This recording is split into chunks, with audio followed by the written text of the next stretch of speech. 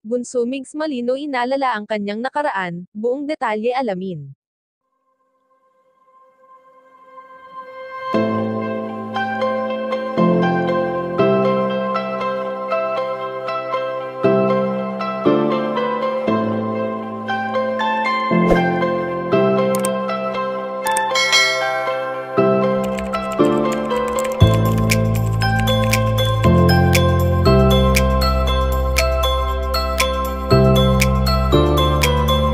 Alam naman natin na noon pa man ay palagi na tayong napapasaya ng nag-iisang Bunso Migs Malino.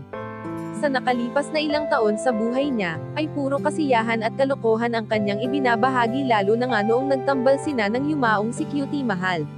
Hindi naging madali para sa tambalang mamigs ang naging buhay nila, lalo na noong sila ay nag-uumpisa pa lamang. Ngunit hindi ito naging dahilan upang sila ay sumuko, bagkus ito ang nagsilbing inspirasyon upang mas tumibay at lumalim ang kanilang samahan na nauwi sa pagmamahalan. Sa tagal rin na nagsama sa iisang bubong ang binata at ang prinsesa nitong si Cutie Mahal, ay tila ba naging isang teleserye ang naging buhay nila na hindi lahat ay ipinapakita nila on cam. Hindi naman lingid sa ating kaalaman noon na tanging good vibes lang ang hatid sa atin ni Bunso Migs Malino at Cutie Mahal na siya namang kinaaliwan na ng karamihan. Kaya naman ngayong mag-isa na lamang ang binata, ay ayon sa aming impormasyon na nakalap na sinariwa ni Bunso Migs Malino ang mga alaala ng dating katambal.